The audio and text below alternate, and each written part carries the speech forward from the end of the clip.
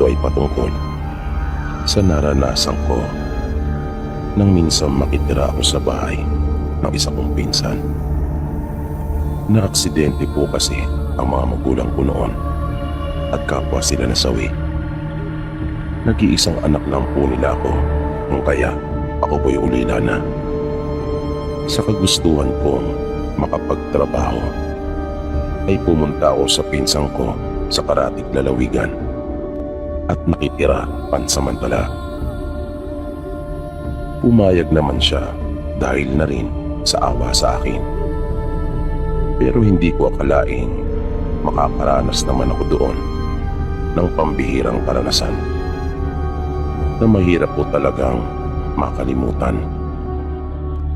Tabing kalsada po yung inuupahan na bahay ng pinsan ko at malapit lang iyon sa bayan.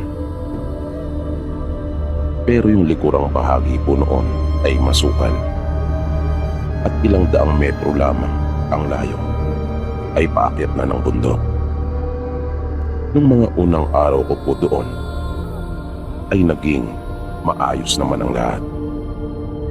At dahil sa nakikitira lang ako, kung kaya habang hindi pa ako nakakahanap ng trabaho ay ako na muna ang gumagawa ng lahat ng mga gawaing bahay para naman matuwa yung pinsan ko, lalo na at napapansin kong pagod na ito pagkagaling sa kanyang trabaho. Isang araw, habang mag-isa lang ako na nasa bahay at nagwawalis sa may bakuran, ay mayroong dumaan na isang matanda. At tuminto ito mismo sa tapat ng bakuran kung saan ako nagwawalis ng mga sandaling yon. Nang napansin ko siya, ay napatigil akong sandali at napatingin sa kanya. Nakatitig siya sa akin na para bang wala ito sa sarili niyang katinuan. Nakatulala siya at nagulat ako dahil bigla itong naglaway. Isa kaagad ang unang tumakbo sa aking isipan. Napaliw yung matandang babae. Kaya sa halip na kausapin ko pa ito at magtanong, ay binitawan ko na lang yung walis at isinandal sa may dingding at nagmamadali na akong pumasok ng bahay. Pero dahil sa nakita kong kakaibang ikinikilos na yun ng matanda, ay may kung ano na nagtulak sa akin para muli iyong silipin. Kaya lumapit ako sa may bintana at pasimple ko siyang tiningnan.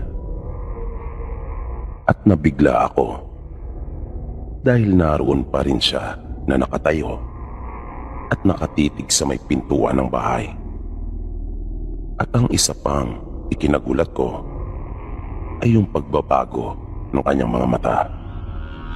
Pagkat nawala ang itim noon at naging puti ng lahat. At hindi man lang siya gumagalaw. Kaya bigla akong kinilabutan. Inalis ko na yung pagkakatitig ko sa kanya at isinara ko na pati yung bintana. Pumunta din ako sa may pinto at akin na rin inilak iyon. Hindi ko alam kung gaano siya katagal na tumayo doon sa labas. Basta wala na siya nang muli akong sumilip pagkatapos kong makapananghalian. Yun yung unang beses na nakita ko doon yung matanda. Hindi ako sigurado kung taga roon siya o napadaan lang. Kinagabihan noong araw ding iyon, habang inililigpit ko yung pinagkainan naming magpinsan, ay narinig kong nagkahulan yung mga aso sa di kalayuan. Hanggang sa nauwi na yung kanilang mga pagkahol sa pag-alulong. Bigla akong kinabahan. Dahil sabi sa amin ng matatanda, masama ang ipinapahiwatig ng pag-alulong ng mga aso. May nararamdaman sila o di kaya'y may nakikita na mga masasamang nilalang. At bigla kong naalala yung matanda na nakita ko nung umaga. Kaya napalingon akong bigla sa pinsan ko at ikinuwento ko sa kanya ang tungkol doon. Habang nasa harapan ako ng lababo at sinasabunan yung mga plato at baso, ay nagkwentuhan kami. Sinabi ko sa kanya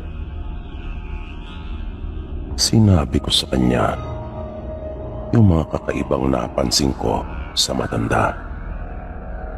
Tinanong ko rin siya kung kanya bang nakikilala yon. Sinabi niya sa akin na hindi sa kanya pamilyar yung matanda. Wala pa raw siyang nakikitang matanda na ganun ang ayos at itsura doon sa kanilang lugar. Nang humarap ako sa aking ginagawa, ay nagulat ako at biglang napaatras. Dahil nakita ko talaga yung matanda na nasa harapan at nakasilip sa siwang ng mga kawayang nagsisilbing dingding at harang ng lababo. Pero sa isang kisap mata ay bigla rin itong nawala. Biglang nanindig yung mga balahibo ko sa katawan at halos hindi talaga ako makapaniwala sa aking nakita. Dahil pinag-uusapan pa lang namin siya ng pinsan ko, ay bigla na lang itong lumitaw sa aking harapan. Grabing takot talaga yung naramdaman ko. At napansin pala ako ng pinsan ko. Kaya tinanong niya ako, pero hindi naman ako kaagad nakasagot. Natulala talaga ako sandali dahil sa nangyari. At nang mahimasmasan ako, ay napatakbo ako papunta sa kanya. Kahit pa nga puno ng sabon yung mga kamay ko. Kaya napatayong bigla ang pinsan ko nang mapansin niya yung takot na aking nararamdaman. Panay ang tanong niya sa akin ng bakit, pero hindi ako makasagot. At nakatingin lang ako doon sa kung saan ko mismo nakita yung matandang babae. Hanggang sa naramdaman kong tinapik niya yung aking pisngi. Sinabi ko sa kanya na nakita ko yung matanda na aking ikinukwento sa kanya. Nagulat siya nang marinig yung sinabi ko at napatanong ng saan. Dahan-dahan ko namang iniangat yung isa kong kamay at itinuro sa kanya. Natakot ang pinsan ko at sinabihan ako na wag na raw ako magbibiro ng ganon dahil siya ay matatakutin. Sinabi ko naman sa kanya na hindi ako nagbibiro at totoong nakita ko doon yung matanda, pero mabilis ding naglaho. Nagmamadali niyang tinakbo yung pinto at siniguradong nakasara yung mabuti. Isinara na rin niya yung bintana at nagyayaan na ito sa kwarto. Mahiga na raw kami at matulog. Bukas ko na lang raw ituloy yung mga hugasin ko. At ganun nga ang aming ginawa. Pumasok na kami ng silid at nahiga. Pinilit kong makatulog kahit papaulit-ulit na sumisiksik sa isip ko yung nakakatakot na itsura ng matanda. Hanggang sa nakatulog din ako. Pero bigla akong nagising nung mga madaling araw. Dahil naramdaman ko talaga na parang may humaplos sa aking binti. At nang idilat ko yung aking mga mata, ay nakapasigaw talaga ako sa tindi ng takot. Pagkat nakita kong nasa may tabi na ng higaan namin yung matanda. Ang haba ng mga kuko nito at nakabuka ng malaki yung kanyang bibig at tumutulo mula roon yung kanyang laway. Hanggang sa sunod-sunod kong naramdaman Yung ginawang pagyugyug sa akin ng pinsan ko. Binapangungot na pala ko. Humihingal ako ng malakas at talagang pawis na pawis. Hanggang sa panaginip ay nagpapakita na rin sa akin yung matanda. Naisip ko. At para talaga iyong totoo. Kinabukasan, habang nakaupo ako sa bakuran namin at nagbabasa, ay muli kong nakita yung matandang babae na dahan-dahang naglalakad habang nakatingin sa akin. Kaya natigilan ako at napatingin din sa kanya. Sa pagkakataong iyon, ay nilabanan ko talaga ito ng titigan. Kahit pa medyo may takot akong nararamdaman.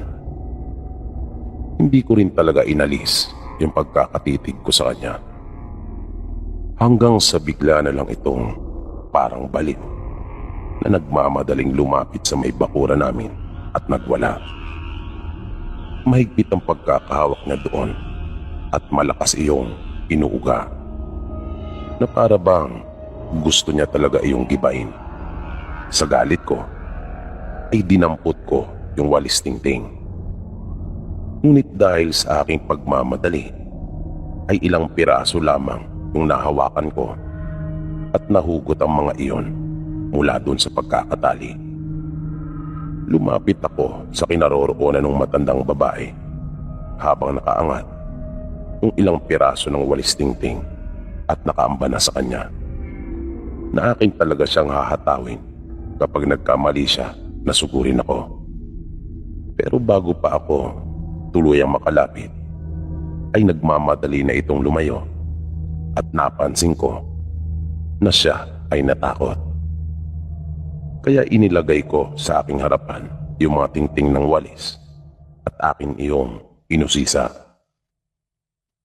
Nagtaka kasi ako kung anong meron sa mga iyon, kung bakit tila natakot yata yung matandang babae. Pero wala naman akong napansing kakaiba. Pero hindi ko na iniwalay pa sa akin yung mga tingting na yon. At kinagabihan uli nang marinig ko na nagsimula ng magkahulan at nung huli ay umalulong na yung mga aso, ay akin ang pinaghampas ng walis tingting yung dingding na palibot ng bahay. Nagtaka pa nga sa akin noon ang pinsang ko kung ano raw yung aking ginagawa. Kaya ikinuwento ko sa kanya yung nangyari. Sinabi ko rin sa kanya yung aking napansin sa matanda tungkol sa walis tingting. Kaya sinabi ko na baka kontra yung mga tingting na hawak ko doon sa matanda na sa palagay ko ay isang aswang. Wala naman ang nagawa pa yung pinsang ko kundi ang gayahin yung aking ginagawa. Kung kaya, kumuha din siya ng ilang piraso. Mula noon ay hindi na po nagpakitang muli sa akin yung matandang babae. Ano po sa palagay niyo, sir? Pangontra po ba talaga yung walis tingting sa mga aswang? I-comment niyo naman po sa kung sakaling may nakakaalam tungkol dito.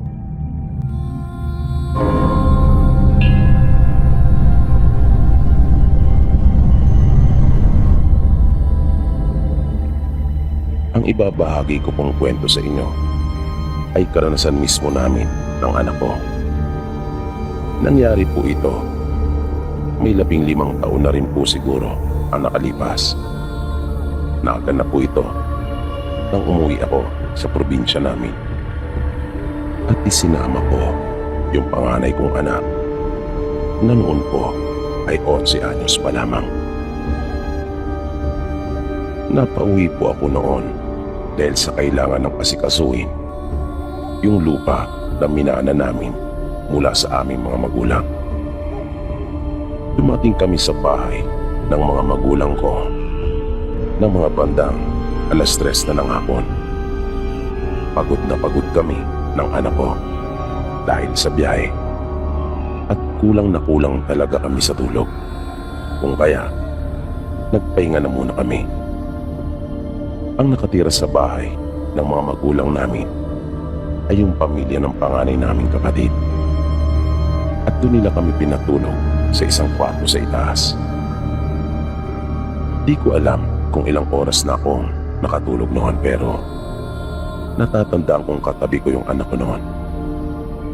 Nang bigla na lang akong nagising dahil sa malakas na pagsigaw ng anak ko.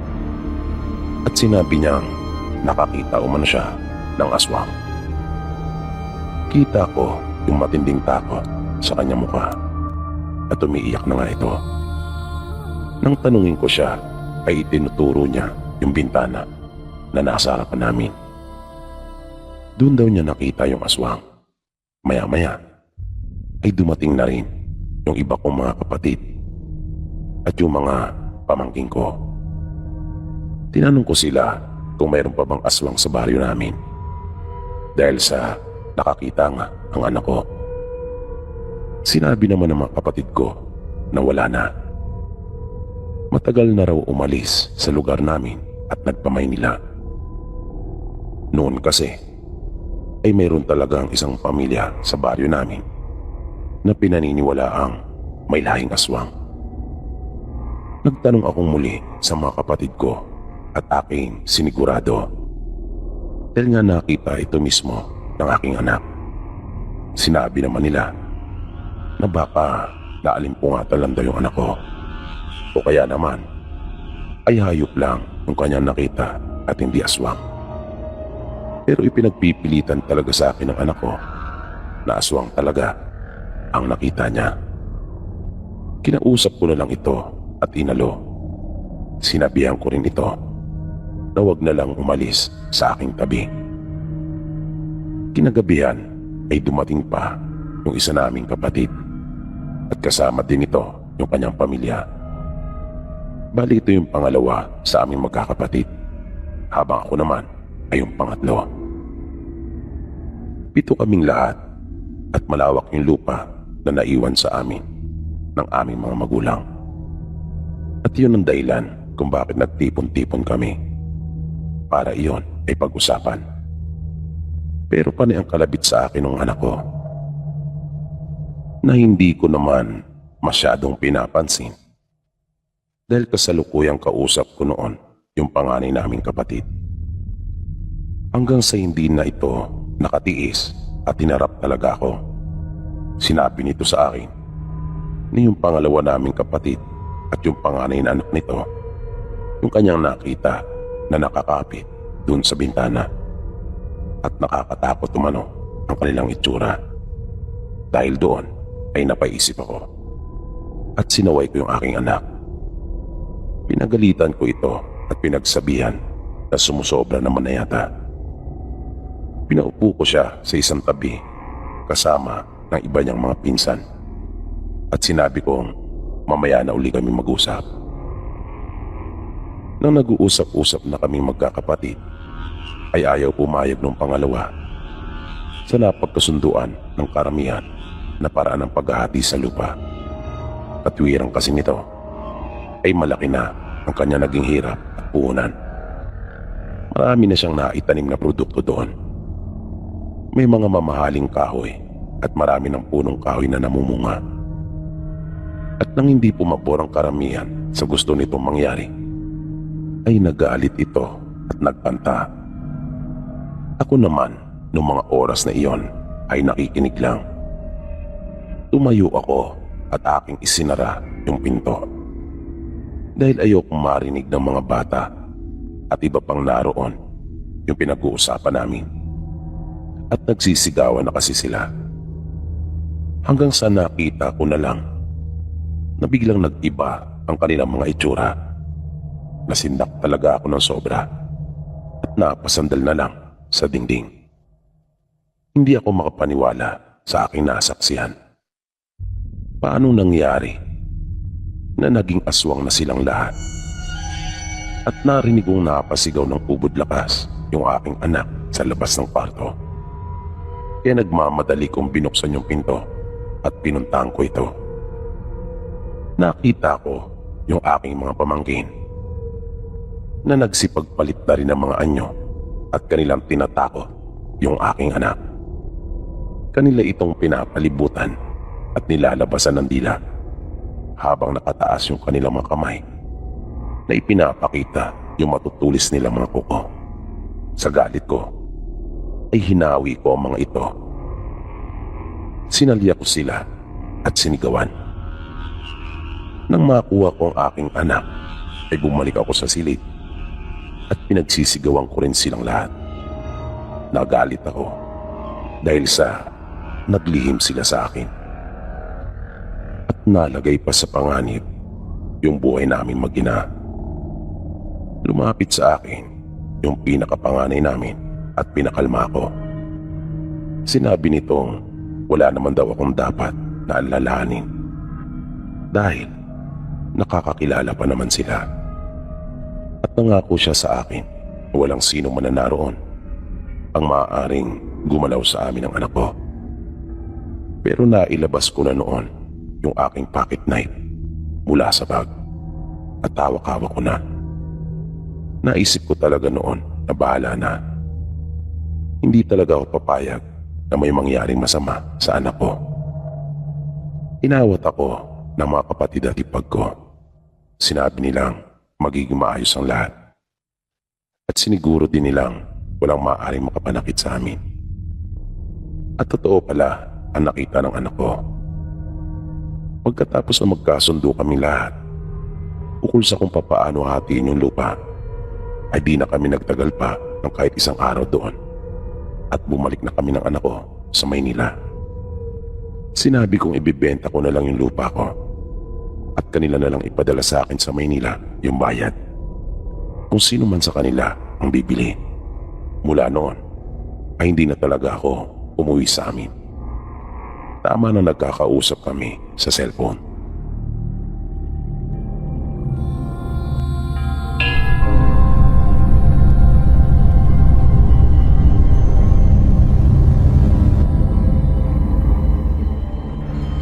Bali personal ko po itong karanasan. Binata pa at lumaki din sa probinsya. Pero ang karanasan ko ay hindi sa probinsya namin sa Visayas nangyari, kundi sa isang lalawigan dito sa Luzon. Hindi ko na lang po babanggitin ang mismong lugar bilang respeto na rin po sa mga taga roon. Dahil naniniwala akong hindi naman talaga mga aswang ang mga taong naninirahan doon. May kahirapan po kasi noon ang pamumuhay namin sa probinsya.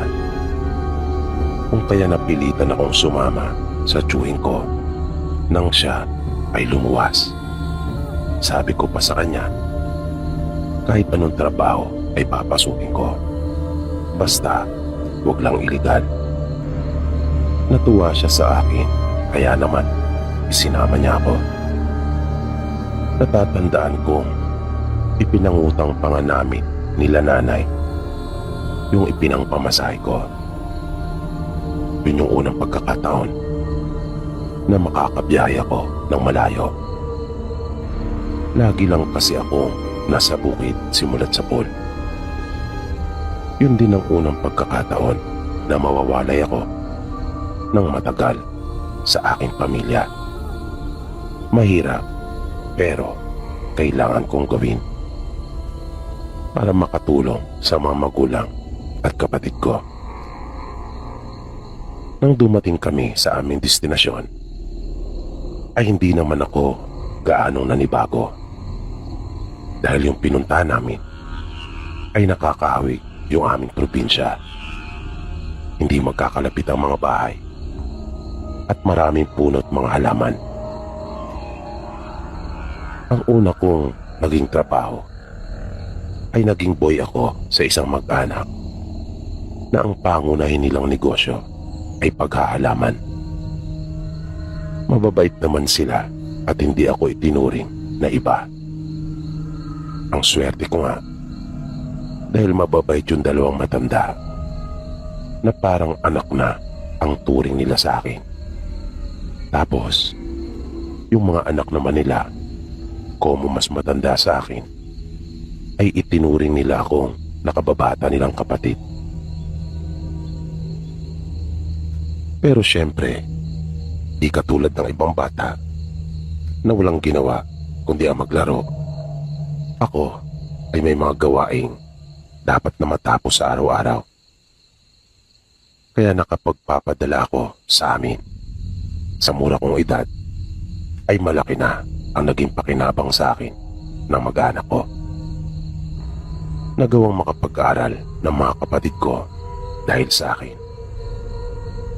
At nakapagpundar ng mga alagang hayop ang mga magulang namin. Ayos na sana ang lahat.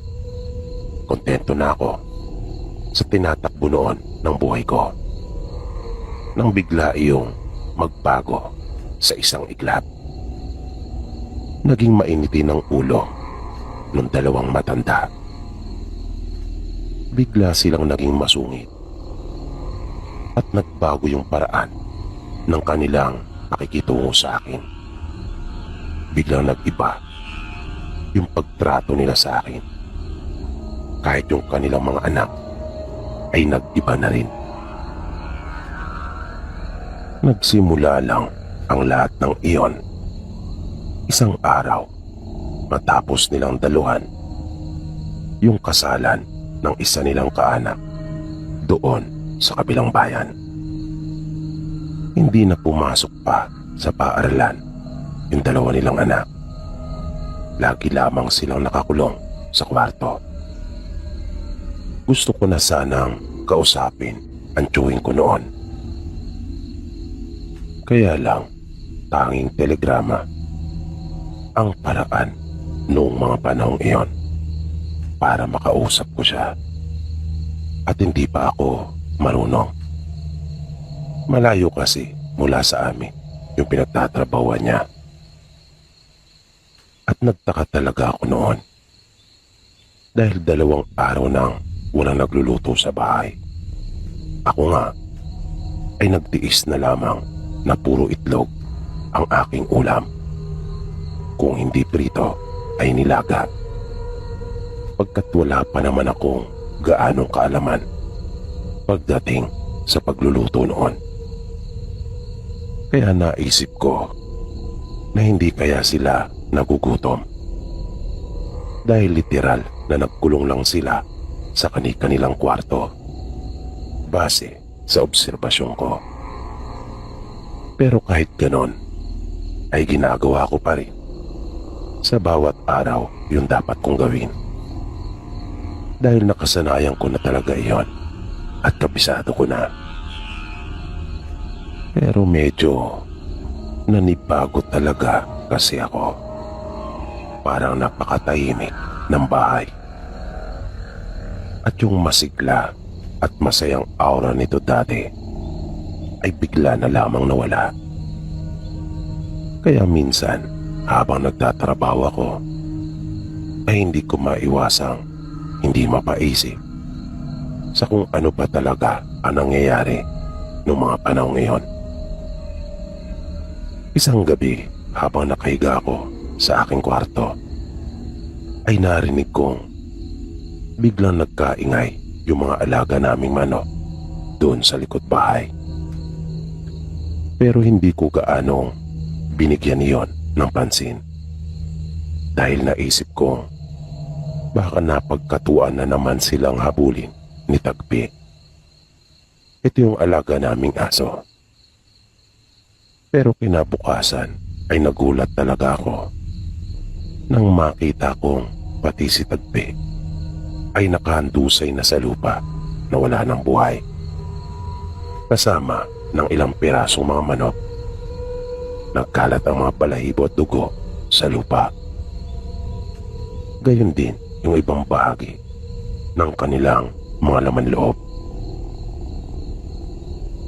Gusto ko sana silang kausapin pero dahil sa nag-iba na nga ang kanilang pag-uugali at pagtrato sa akin, kung kaya minabuti kong manahimik at gawin na lang yung mga trabaho ko sa bahay.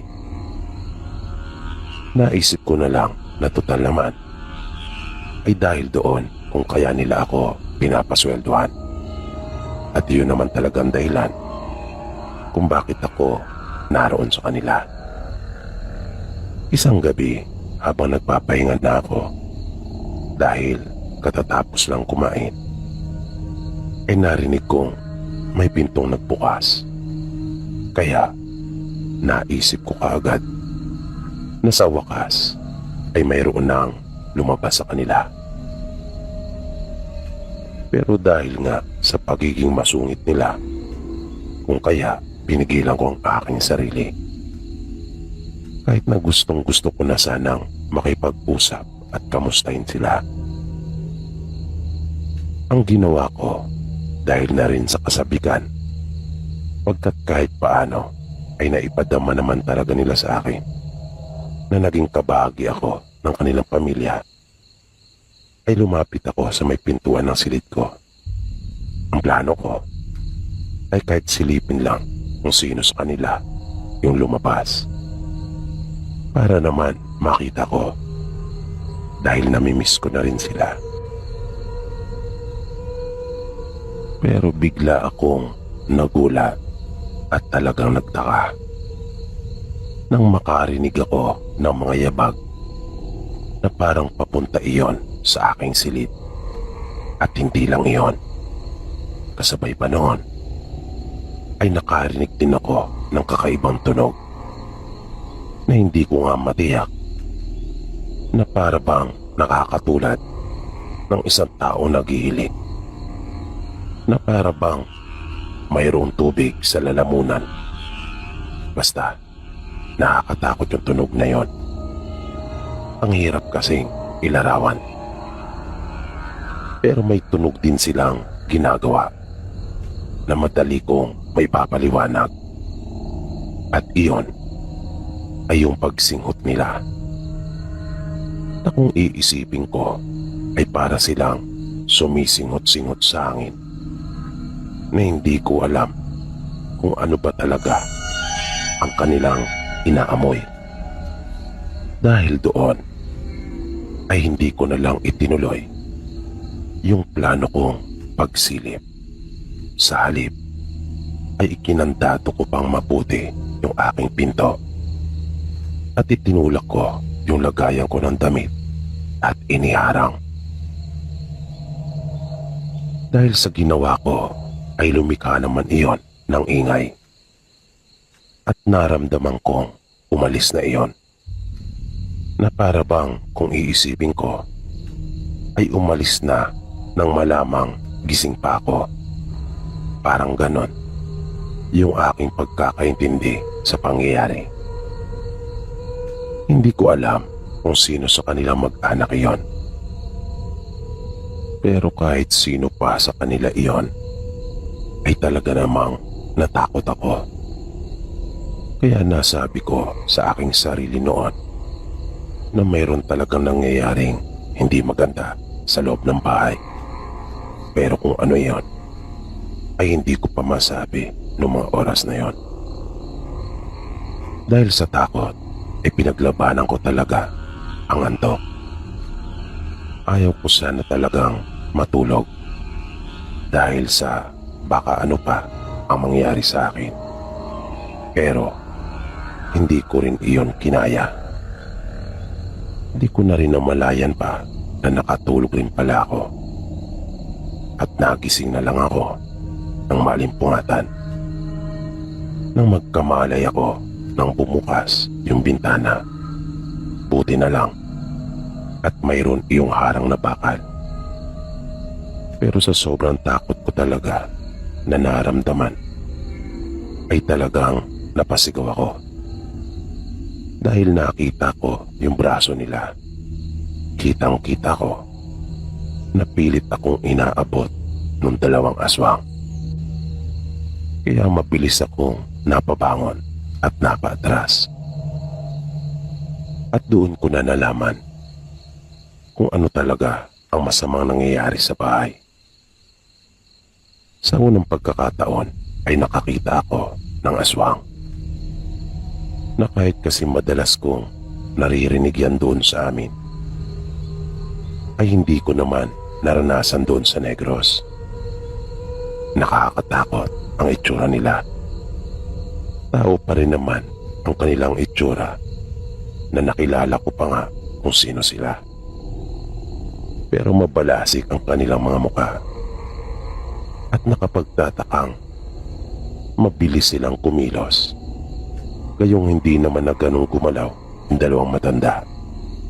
Tapos, yung mga mata nila, animoy may namuong mga dugo na pareho pa silang nakaangil sa akin. Nagmakaawa ako sa kanila na aking binanggit yung kanilang mga pangalan. Pero para silang mga baliw. Para silang mga wala sa katinuan. At para din silang mga bingi sa mga sinasabi ko. Buti na lang talaga at namalayan ko iyon. Dahil kaya talaga nila akong abutin. Naisip kong siguro ay hindi ko pa talaga oras noon. At nang mapansin din siguro nila na imposible nang maisagawa yung maitim nilang balak, ay umalis na rin sila at iniwan ako. Pakiramdam ko ay para akong himatayin nung mga sandaling iyon. Hindi na ako natulog pa mula noon hanggang sa mag-umaga. Nabuhayan ako at naiyak talaga sa sobrang saya nang marinig ko na yung pagtilaok ng manok. At di nagtagal ay sumilip na rin yung araw. Pero nanatiling tahimik pa rin yung bahay. Naisip kong kailangan ko nang makaalis mula doon. Pero nanatili pa ako ng ilang oras sa aking silid. Na akin talagang pinakiramdamang mabuti kung mayroon bang nasa labas. At nang maisiguro kong nasa silid nila silang lahat, ay saka ako nagmamadaling lumabas naman ng aking kwarto. At agad kong tinungo ang pinto palabas ng bahay. Halos ayoko nang lumingon pa nang makalabas ako ng bakuran nila. At gamit ang naipon kong pera ay akin na lang ipinagtanong-tanong kung paano ako makakarating doon sa lugar na pinagtatrabahuan ng tiyuhin ko. At awa naman ng Diyos ay natuntun ko iyon. Nang ikwento ko sa kanya yung nangyari, sabi niya, baka nahawaan lang daw yung mag-anak nang tumalo ang mga ito sa kasalan. Dahil kilala niyang mababait talaga ang mga ito at walang dahilan para mag-iba na bigla ang kanilang pagtrato sa akin. Naisip kong tama naman talaga ang tiyuhin ko. Mababait talaga sila. Kung kaya nga maging ako ay nagtaka talaga kung bakit bigla naman silang nagkaganon.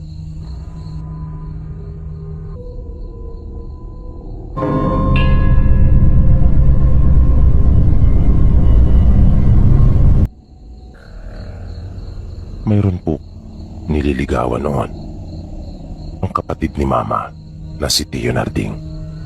At ito ay taga-ibang bayan na may kalayuan po talaga ang lugar ng babae mula sa kanila. Noong mga panahong iyon ay hindi pa gaano uso ang sasakyan doon sa kanilang lalawigan, na kung meron man silang nakikita ay mangilan-ngilan lamang at mabibilang talaga sa daliri. At wala pang mga pampasahero noon, pawang mga pribado lamang, kung hindi naman ay mga truck na ginagamit sa pagdi-deliver ng iba't ibang produkto. Kaya ang tao noon sa kanila ay sanay talaga sa malalayong lakaran, kung minsan naman ay kalabaw o di kaya'y kabayo ang kanilang sinasakyan. At ang kapatid ni Mama ay may inaalagaang kabayo noon. Paalaga ito sa kanya ang kanilang tiyuhin. At iyon ang kanyang ginagamit sa panliligaw. Ayon sa kwento ni Tio Narding, nang minsan siyang magpuntang muli sa bahay ng kanyang nililigawan, ay may nakasabay siya na taga-roon lang at kababaryo ni Mila. Ito yung dalaga na kanyang pinopormahan. Na nung huli ay nalaman pa niyang magkababata pa ang mga ito. Nang dumating siya ay hindi naman na nagtagal pa yung lalaki. Umalis din daw ito kagad. Na tinanguan lang daw siya nito nang siya ay makita na naninigarilyo sa labas. Gumanti lang naman daw siya ng ngiti dito at kanya pang initian bilang pagpapakita na hindi siya galit. At hindi naman talaga iyon binigyang pansin ni Tio Narding. Sabi pa niya, hindi rin siya nailang o nabahala. Naisip niyang bahala na kung sino sa kanila ang siyang mapipili. Katwiran pa niya, kung hindi ukol ay hindi bubukol. Na ang ibig niyang ipakahulugan, kung hindi para sa iyo, kahit anong pagsisikap at pagpupumilit mang gawin, ay hindi talaga mapapasa iyo. At si Tio Narding, ayon na rin sa paglalarawan ng nanay ko, ay talagang mabait. Pasensyoso ito at napakalawak ang kanyang pangunawa. Pero maprinsipyo talaga itong tao. Pumasok na siya sa bahay at bumati ng isang magandang gabi sa mga naroroon. At nag-usap na sila ng kanyang nililigawan. Nang magpaalam siya ay gabi na. Hindi nga tiyak ang eksaktong oras nung mga sandaling iyon. Pero ginabi na talaga siya ng gusto. Dahil sa napasarap ang kanilang naging pag-uusap. Wala namang problema. Dahil sa may dala naman siyang flashlight. At sanay na rin naman itong lumakad ng gabi. Nang nakaalis na siya sakay ng kanyang kabayo, ay hindi niya pinatakbo ang alaga. Sa halip ay malumanay lang umano ang ginawa niyang pagpapalakad dito. Ayaw niya kasing puwersay nito at baka naman masyado nang mapagod. Dahil kanya na itong pinatakbo nung siya ay papunta pa lamang. Pagkukwento pa niya, pasipol-sipol pa siya habang binabaybay yung daan. Nang biglang mayroon siyang narinig na sumisingit sa pagitan ng kanyang ginagawang pagsipol. Pero nagpatuloy lang umano siya at hindi nagpahalata. Ngunit medyo hininaan niya ng kaunti yung kanyang pagsipol. Nais niya kasing masiguro kung tama nga ba ang kanyang narinig. Dahil parang huli talaga iyon ng aswang. At sa ikalawang pagkakataon ay muli nga niya iyong narinig. At hindi nga siya nagkamali. Huli nga talaga iyon ng aswang. Dahil doon ay naging mas alerto pa siya. Aminado siyang nakaramdam din ng kaunting kaba pero hindi siya nagpadaig sa takot na kanyang naramdaman. At habang nagpapatuloy siya ay napapansin niyang sumusunod iyon sa kanya. Kaya naisip ni Tio Narding na talagang siya ang pakay nito at hindi basta napadaan lang. Ipinagpatuloy pa rin niya yung kanyang pagsipol habang patuloy na naglalakad yung kanyang kabayo. Patay mali siya lang siya. Pero nakahanda na sa anumang pwedeng mangyari.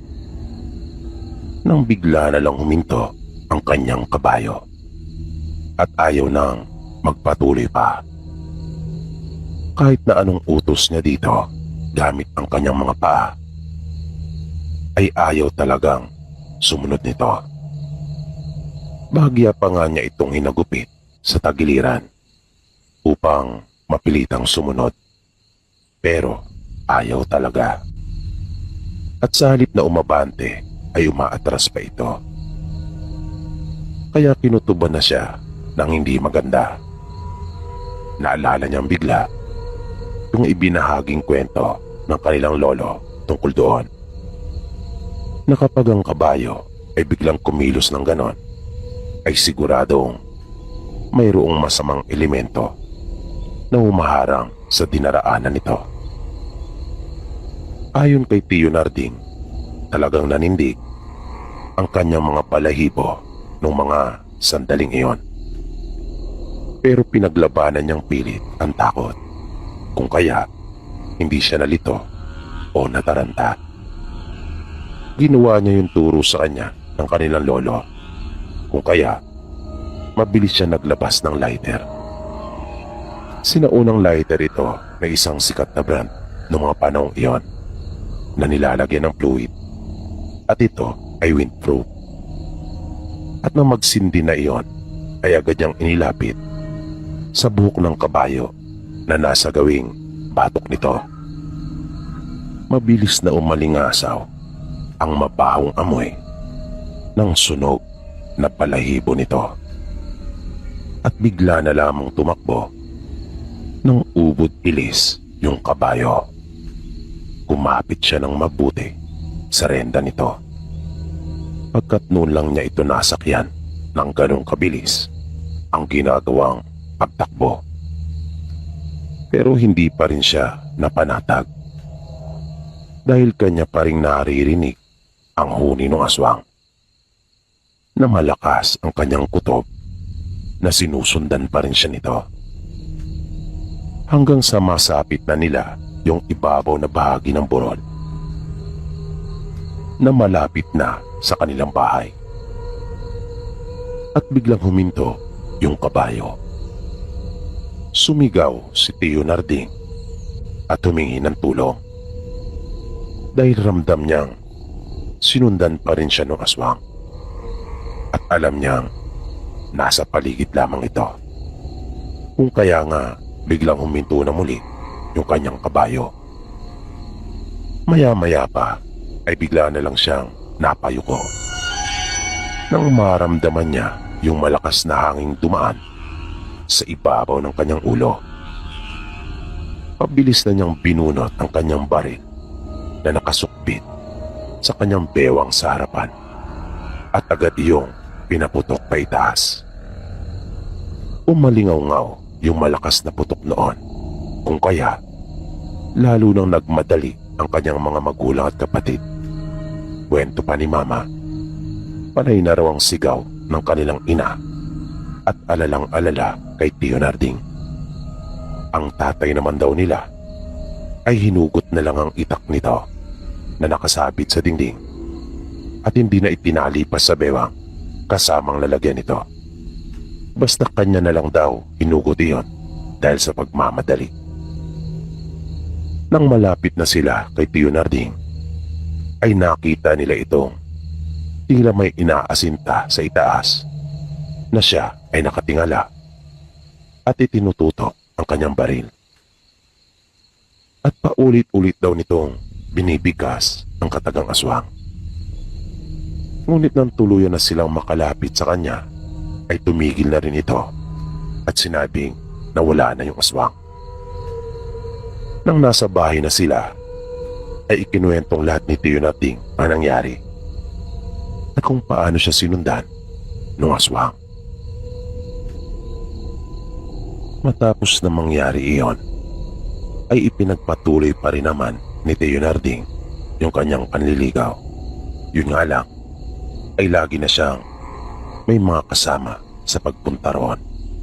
Kung minsan nga, maging ang kanyang ama ay sumasama. Hanggang sa mapasagot na ni Tio Narding si Tia Mila at kalaunan ay namanhika na sila. Nagkatuluyan sila ni Tio Narding. Nung huli ay nalaman nilang yung kababata ni Tia Mila na karibal ni Tio Narding ang tumambang at tumabol sa kanya. Hindi ito tinanggap ni Tia Mila at ng kanyang mga magulang dahil sa kilalang aswang ang angkan nito doon sa kanilang lugar. Dahil naman doon ay sinisinimando ang kanyang ina, bunga ng kanyang pagkakabigo na mapaibig si Tia Mila. Dahil ang kanilang ina umano ang dahilan ng kanilang pagiging aswang. At dahil doon, kung kaya lahat ng kanyang ligawan ay hindi siya tinatanggap.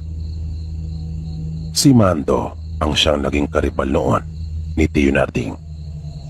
At ito rin yung pinaniniwalaan nilang aswang na nanambang at tumabol sa kanya. Usap-usapan pa sa baryo nila Tia Mila na bigla na lang namatay ang nanay nila Mando at kasabay din noon yung kanyang pag-alis sa kanilang lugar. Kaya hinala ng marami, ito ang dahilan kung bakit namatay ang kanyang ina, na mayroon itong ipinakaing kontra sa matanda, kung kaya bigla itong nagkasakit at namatay. Matapos mamatay ang kanilang ina, ay isa-isa na ring nagsialisan ang mga kapatid ni Mando doon. At mula noon ay natahimik na ang kanilang baryo. Dati-rati kasi ay lagi na lang may mga nangyayaring kababalagan at palagi may mga nagkakasakit ng biglaan at namamatay. Bukod pa sa mga nararanasan nilang pagpapakita mismo ng aswang na nag-iiba-iba ito ng anyo. At iyon na nga, nang tuluyan ng mawala doon ang pamilya nila Mando, ay natahimik na ang kanilang baryo. At hindi na rin sila nakakakita pa ng mga hayop na may pambihirang laki kaysa sa karaniwan. At natigil na ang mga hindi maipaliwanag na pagkamatay ng kanilang mga kababaryo.